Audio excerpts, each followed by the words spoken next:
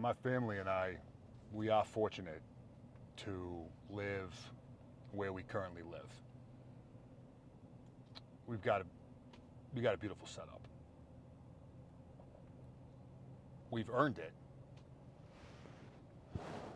It's been earned, and that's come with a lot of really hard work, sacrifices, all the things for us to have what we have. And that goes for me personally, that goes for the countless people that have enabled me and supported me to do a lot of different things over the years, as well as my wife, who has the exact same from her perspective as well. So it's been earned, but we are still fortunate to have what we have. And we've got a beautiful home.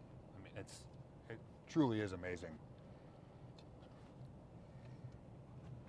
We live in a really high-end neighborhood, which is a single road, a cul-de-sac road. So, one way in, one way out, limited space. Some amazing homes in our neighborhood. I mean, just like unbelievable homes, massive. I mean, one of my neighbors, he's a great dude. His house literally looks like a castle. I mean, it's massive. So we are very fortunate to be where we are. And as with a lot of places in, central Tennessee, but also when I was out in North Carolina, you would see this as well, is as a neighborhood like ours, and then literally right outside the neighborhood, or even sometimes right across the street or the street next to it, is a neighborhood that is, let's just say, completely different. You could have a neighborhood where the smallest home is 3,000 square feet, and it's literally right next to a trailer park. It's just, I've seen this many, many, many times. Our current house now, there isn't a trailer park nearby, but as soon as you leave the neighborhood, so again, it's one road, so you drive out of the neighborhood and you're at a T intersection. Directly across the street from our neighborhood, a bunch of homes just along this one street, and they're small. They're small houses, and they're older houses. They've been there for a while. My guess is that they're built sometime in the 60s or maybe 70s, but they've been there for a while, and some of them are tiny. I mean, tiny. They're all small, but some are like real small. So these homes, you're talking, I don't know, 800 square feet, 1,000 square feet at most. There's probably one or two that's like 650, right? So little houses. Some of them, chain link fence, and some of them are run down. Others, the homeowners do maintain them a bit. Well, every day where I leave my house, in order to get anywhere, these homes are literally right in front of me, directly in front of me. And what this does for me is it provides me the gift of perspective, which really facilitates gratitude. That perspective facilitates gratitude. That is a gift that I am given every single day I leave my house. Wow, we really are fortunate.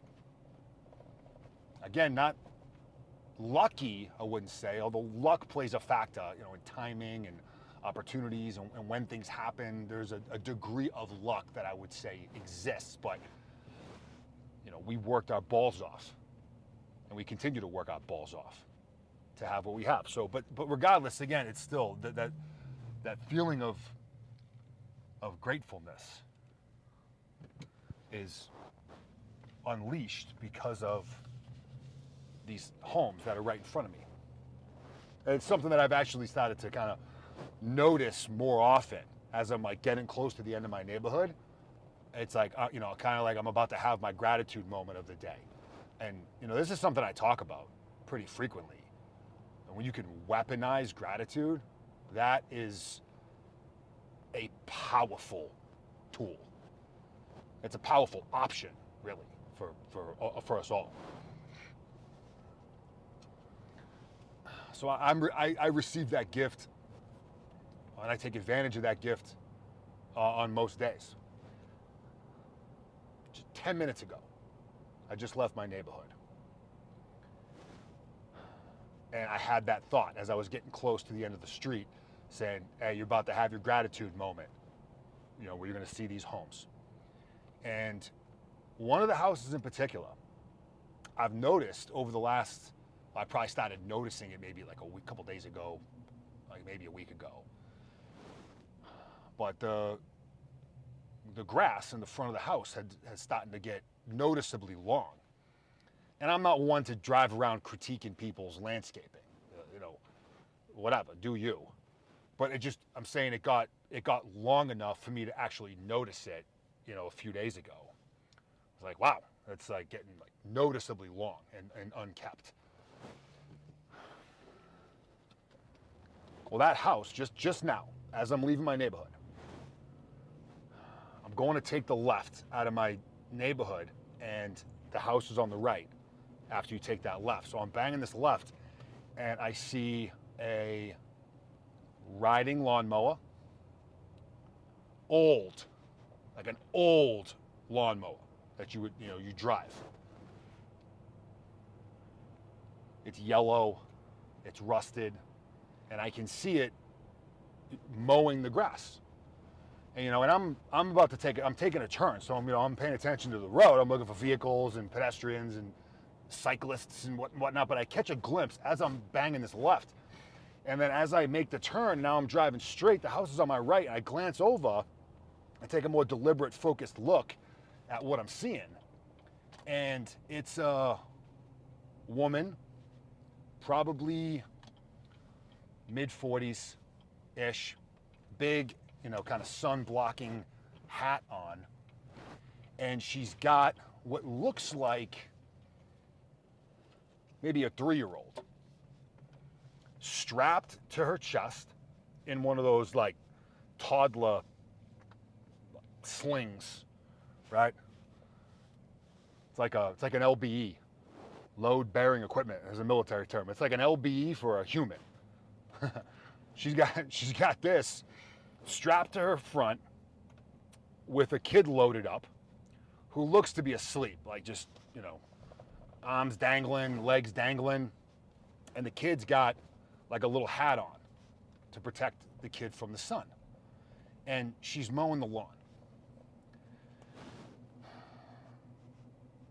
And and it's hot today. Right now it's 91 degrees.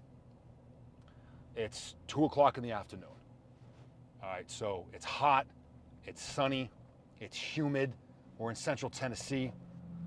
It's a shitty time to be outside. You're dealing with the heat index, it's tough. And there's this woman with a toddler strapped to her body, and she's mowing this grass herself. And it took my gratitude moment that I was anticipating, and it just fucking threw gasoline on top of it. It just exploded. And I was like, shit. That right there, that's what I'm talking about.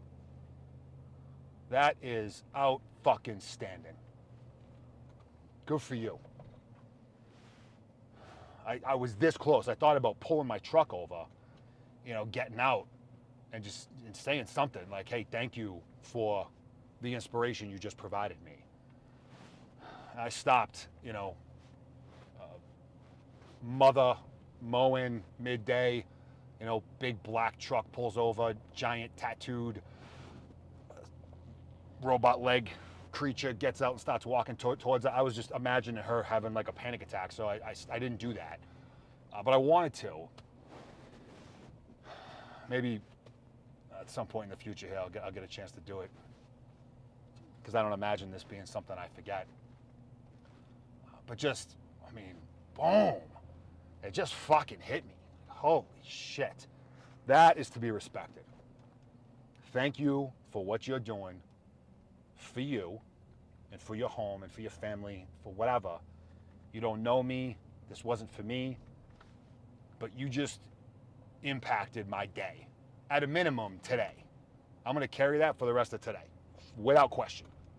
Probably into tomorrow. And probably beyond that, as I continue to leave my house and I'm having that anticipation, gratitude moment, and I see that house and I remember this moment right now that I'm sharing with you. You know, just amazing. And as I'm sitting here talking about it, it reminds me of my deployment to Somalia. And we were going out into AOs, into villages that had literally never had Americans on that patch of earth before, ever. They're truly uncharted territories for U.S. personnel. And we're in some of these villages, and you know, depending on the mission, depending on a lot of things, sometimes we would stay out, you know, for multiple days, and we would run or rod, so like rest overnight or rest over day, depending on what we were doing. So we would, you know, hunker down in some of these, you know, built up villages. And this became a common thing that we would see, but I remember the first time I saw this, it just blew my fucking mind. Where, you know, in many circumstances, early morning, the men of the village would take off. You know, sometimes they'd be gone for a day, sometimes they'd be gone for, you know, multiple days, but they were going out and they were trying to either procure food or provisions or make some money if you were in a place that really had like functional currency. But they would go out and they would do whatever it was that they were doing to try to gain resources to bring back for their families. Leaving the women in the villages to tend to the village, to tend to the homes, to tend to the children. And they usually be, you know, one or two like village elders or like older guys that would kind of be like in charge while the younger guys were out doing what they needed to do. And I remember the first time I saw this where it was a pack of females and the ages would range from like early 20s to, you know, late 50s even.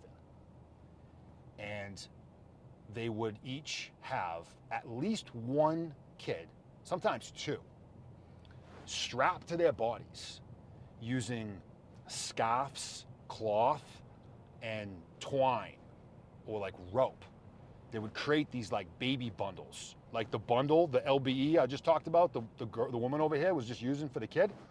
They would makeshift that exact thing out of cloth or yarn or rope or whatever they had. Sometimes two, sometimes one in the front and one in the back. And they'd strap these kids up and they'd help each other do it. It's like they were getting ready, it was like pre-mission, doing like PCCs, PCIs, like they were getting their shit together to go out on this operation. And they're like loading these kids up. And then they're grabbing these buckets, sometimes makeshift buckets, like, you know, a piece of plastic that they found somewhere that can, you know, hold something in it. And they would take off. Many of them barefoot. They're only wearing, you know, scarves and rags, and that's what they have for clothing. And they'd take off, boom, like just disappear into the vegetation. We'd be doing our thing, whatever it was, you know, and then, you know, 3-4 hours later, the crew would come back. And the buckets, in a lot of these examples, would be full with water. So many times these females would have to walk 3, 4, 5 miles just to get to a water source. Oftentimes that would be a contaminated water source. So they would bring it back, however many gallons they could carry, and then they would boil the water to sterilize it, and then they would use that water to drink, to cook, to clean, whatever. And I remember the first time I saw this happen, and I went to one of the village elders there that we were, talking to and establishing a relationship with, and saying, "Hey, sir, what is this? Is this just normal?" And he's just like, "Oh yeah, this is what they do, And I'm like, "You're talking about 5, 6, 7, 12 females that are strapping babies to their bodies, walking barefoot through rugged terrain, upwards of 5 miles, to get water, and then hump it all the way back. That's just to start their day." I mean, that's just to get water to start the day.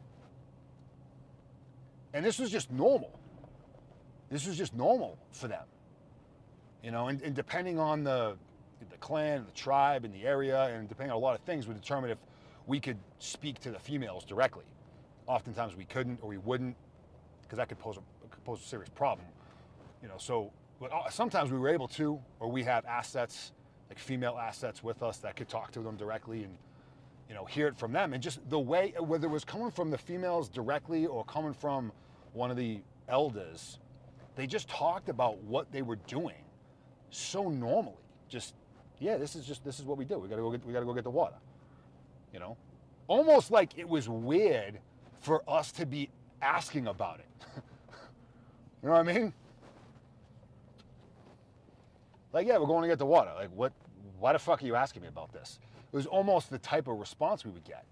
And we're just sitting back going, holy shit. And, you want to talk about perspective, just putting shit in perspective, man. And it's in moments like that where you realize just how fucking silly it is to get all emotional about the fucking drive-through at Dunkin' Donuts. Had a lot of people in it. And I was going to have to wait, 4.5 minutes for me to get my coffee or whatever it is. It's like, it almost makes you feel guilty for even broaching that level of emotional response to something so silly and irrelevant. These people never even heard of Dunkin' Donuts. They don't even know what a fucking drive-through is. No idea. But in that moment, when you're like, oh, fuck, whether it's that, traffic, someone cuts you off on the road and you just have this like emotional meltdown, which sometimes can escalate quickly. But it's in moments like that, you realize just how irrelevant that is. And these truly are first world problems. And when you've been given the gift of that kind of perspective, it doesn't eliminate that from happening. There are plenty of times when I get stuck in traffic or whatever it is, these silly little dilemmas come up in day-to-day life where you still have that like immediate kind of emotional reaction where you're like, oh, what the fuck, I mean, I would argue nobody is completely immune to that. But when you have these kinds of experiences and you're able to leverage them, it does enable us to weaponize gratitude and then proceed much quicker to a more objective, logical response. The name of the game isn't eliminating an emotional reaction, because as human beings, we are creatures of emotion. Dale Carnegie says it best. When you're dealing with a human being, you're not dealing with a creature of logic. You're dealing with a creature of emotion. And that is brilliantly stated and 100% accurate.